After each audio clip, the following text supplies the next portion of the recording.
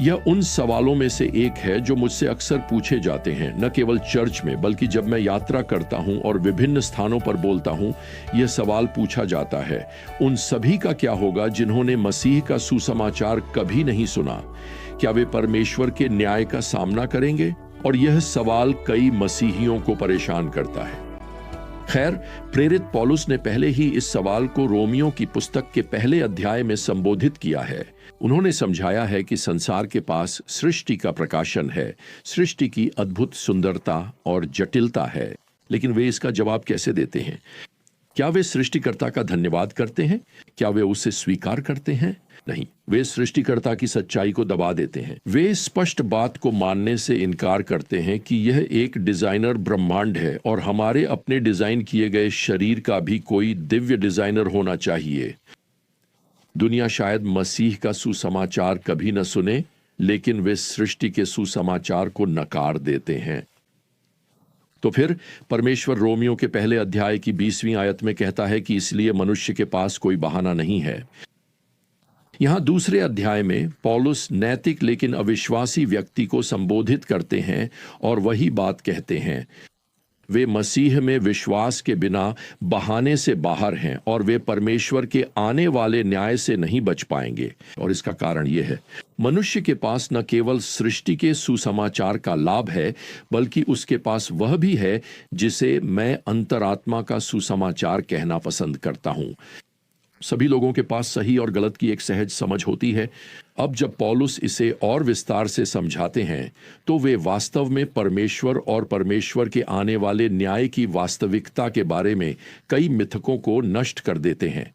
पहला मिथक जिसे पौलुस नष्ट करते हैं वह यह है कि परमेश्वर उन लोगों के प्रति पक्षपाती होंगे जिन्हें वे वास्तव में दोषी ठहराना नहीं चाहते।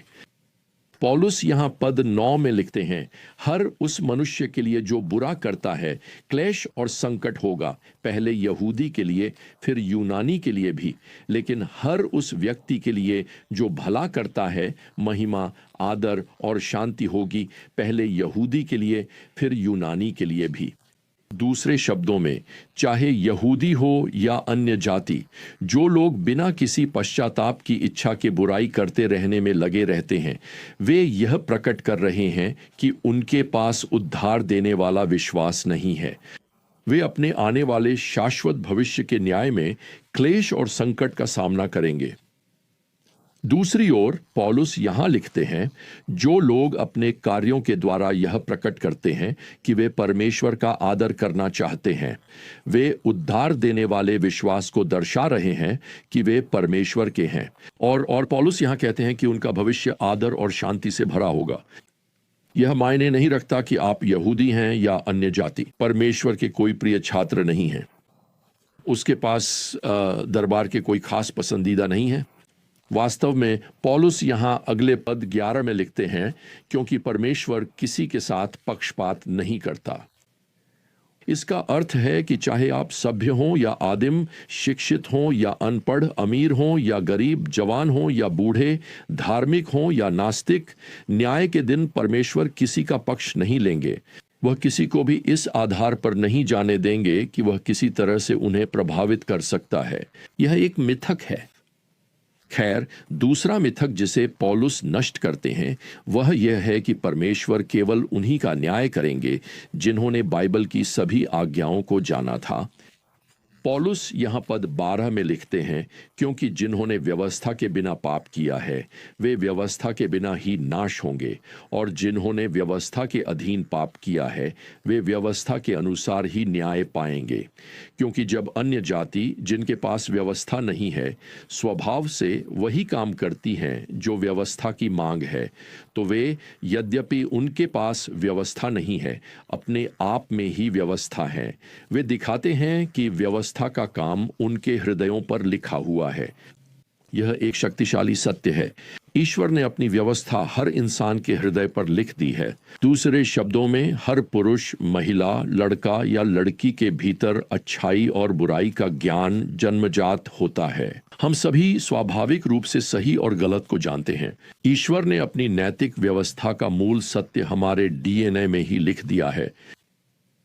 तो वह आदमी जिसने कभी बाइबल की एक प्रति नहीं देखी और जो कभी तू चोरी न कर पढ़ने में सक्षम नहीं था, वह फिर भी जानता है कि जब वह अपने पड़ोसी की मुर्गी चुराता है तो वह कुछ गलत कर रहा है। वह महिला जिसने कभी तू झूठी गवाही न देना नहीं पढ़ा, वह स्वाभाविक रूप से जानती है कि जब वह झूठ बोलती है तो वह गलत कर रही है। आदिम जनजातियां, सभ्य साम्राज्य, वे क्या कर रहे हैं? वे क्या कर रहे हैं? वे गरुड़ या सूर्य या प्रकृति या किसी बुरी आत्मा या यहां तक कि खुद की पूजा कर रहे हैं। वे गहराई से जानते हैं कि उन्होंने सृष्टिकर्ता परमेश्वर के बजाय किसी छोटे को पूजने के लिए चुना है, और जब वे पाप करते हैं तो वे जानते हैं कि वे गलत कर रहे हैं। कैसे? खैर, पौलुस हमें यहां पद 15 में बताता है कि परमेश्वर ने अपनी नैतिक व्यवस्था हर व्यक्ति के हृदय पर लिख दी है। लेकिन ध्यान दें, न्याय के दिन जब अविश्वासी मानवता परमेश्वर के सामने उस महान श्वेत सिंहासन पर खड़ी होगी, तो सवाल यह नहीं होगा क्या तुम्हारे पास 10 आज्ञाओं की एक प्रति थी। मुद्दा यह होगा तुमने अपने हृदय पर लिखी आज्ञाओं का पालन क्यों नहीं किया।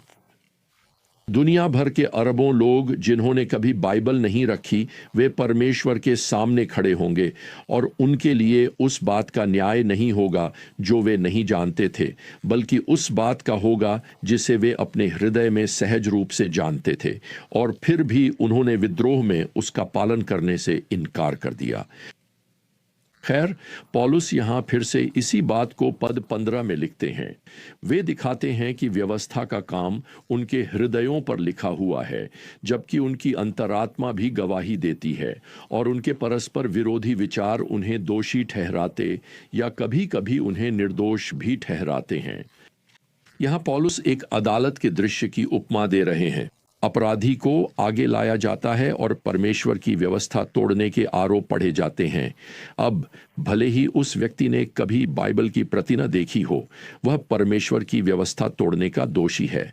इसे साबित करने के लिए अभियोजन पक्ष का वकील अपने मुख्य गवाह को कटघरे में बुलाता है, और यहां वह मुख्य गवाह उस व्यक्ति की अंतरात्मा है। खैर, वह आदमी कांपने लगता है, यह आशा करते हुए कि अंतरात्मा न्यायाधीश से कुछ ऐसा कहेगी, माय लॉर्ड, उसे सच में बेहतर जानकारी नहीं थी। नहीं, अंतरात्मा उस कटघरे में सच बोलेगी, पूरा सच और केवल सच न्याय के दिन। वह कुछ ऐसा कहेगी, माय लॉर्ड, मैंने उसे बताने की कोशिश की थी कि वह कुछ पाप पूर्ण कर रहा है जब वह छोटा था, तब से लेकर उसकी किशोरावस्था और फिर वयस्क जीवन तक, लेकिन उसने बार बार मुझे चुप रहने को कहा। उसने मुझसे बार बार कहा, या मुझसे बात करना बंद करो, तुम मेरी पार्टी खराब कर रहे हो, मैं तुम्हारी बात नहीं सुनना चाहता। और न्यायाधीश उस व्यक्ति को दोषी घोषित कर देगा।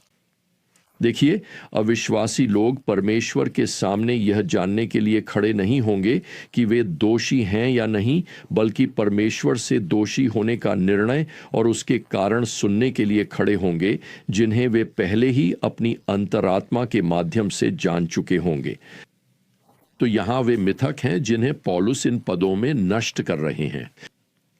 यह मिथक कि परमेश्वर उन लोगों का पक्ष लेंगे जो उन्हें प्रभावित करते हैं, और यह मिथक कि परमेश्वर केवल उन्हीं लोगों का न्याय करेंगे जिन्होंने बाइबल की विशिष्ट आज्ञाओं को जाना था।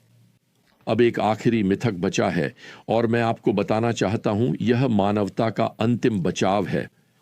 ठीक है, पहले मैं आपको वह मिथक बता देता हूं। यह रहा, न्याय के दिन परमेश्वर केवल उन्हीं बड़े पापों का न्याय करेंगे जो लोगों ने किए हैं।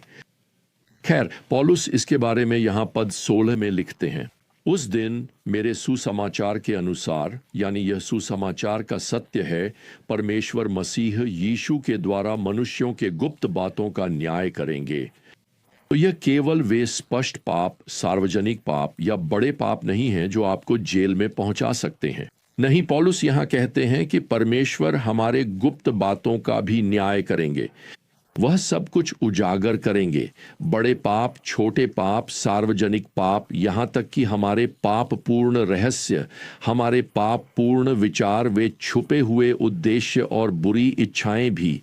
मैं आपको बताना चाहता हूं, उस न्याय के दिन हर अविश्वासी परमेश्वर के सामने अपने पापों का हिसाब देने के लिए खड़ा होगा, और हर व्यक्ति ऐसा तब करेगा जब उसने अंतःकरण के सुसमाचार और सृष्टि के सुसमाचार को ठुकरा दिया होगा, और जिन्होंने सुना उनके लिए मसीह का सुसमाचार भी। परमेश्वर क्या करेंगे? वह हर अविश्वासी के रहस्यों तक को उजागर करेंगे। इब्रानियों 4:13 से इस तरह कहता है, हम सब उसके सामने नग्न और प्रकट हैं, जिसके सामने हमें हिसाब देना है। दूसरे शब्दों में, कहीं भागने की जगह नहीं है। कोई भी बहाना टिक नहीं पाएगा। परमेश्वर निष्पक्ष, न्यायपूर्ण और पूरी तरह से सब कुछ उजागर करेंगे। हर पाप आप परमेश्वर से छुप नहीं सकते, लेकिन यहां एक शुभ समाचार है। आप यीशु मसीह के माध्यम से परमेश्वर में छुप सकते हैं। देखिए, प्रभु यीशु ने आपका दंड और आपके पाप अपने ऊपर ले लिए। उन्होंने क्रूस पर दुख सहा और मरे, ताकि केवल उन पर विश्वास करने से आप परमेश्वर के परिवार में स्वीकार किए जा सकें।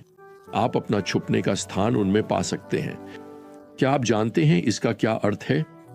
इसका अर्थ है कि एक दिन आपको अनंत न्याय का डर नहीं रहेगा। आप अनंत आनंद की प्रतीक्षा करेंगे। तो जब तक हम फिर से यात्रा शुरू न करें, प्रियजनों, प्रभु यीशु मसीह की अनुग्रह, परमेश्वर का प्रेम और पवित्र आत्मा की संगति आप सभी के साथ बनी रहे। आमीन।